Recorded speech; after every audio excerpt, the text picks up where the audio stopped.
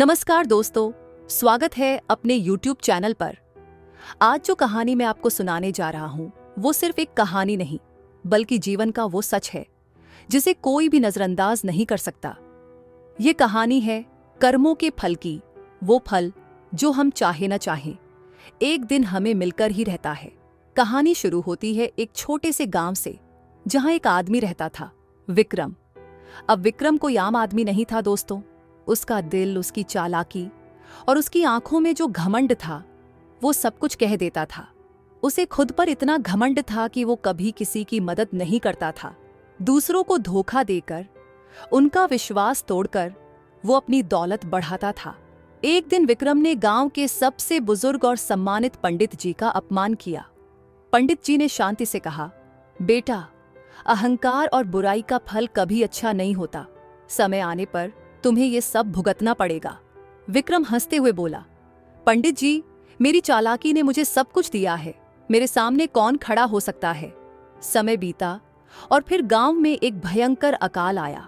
आसमान पर बादल नहीं थे, धरती सूखने लगी और लोग भूख से तड़पने लगे। लेकिन विक्रम की चालाकी खत्म नहीं हुई। उसने अपना गोदाम भरा रखा था अनाज से और उन भूख से तड़पते लोगों को महंगे दामों पर अनाज बेचना शुरू कर दिया। लेकिन फिर एक रात कुछ ऐसा हुआ जिसे विक्रम कभी नहीं भूल सका। भयंकर आंधी और तूफान आया। बिजली कड़की और विक्रम के गोदाम में आग लग गई। वह दौड़ता रहा, भागता रहा, लेकिन कुछ नहीं किया जा सका। सारी दौलत, सारी मेहनत साबित हो गया कि वो सब झूठ था, क्योंकि सब कुछ एक पल में राख हो गया। विक्रम को तब एहसास हुआ कि पंडित जी की बात सही थी। अहंकार और बुराई का फल कभी अच्छा नहीं होता। उसने अपने बुरे कर्मों के लिए पश्चाताप किया और सबके सामने माफी मांगी। कहानी का सच ये है दोस्तों, कर्म कभी बेकार नहीं जाते। भले ही वक्त आपके पक्ष में हो, लेकिन बुराई का फल हमेशा बुरा होता है।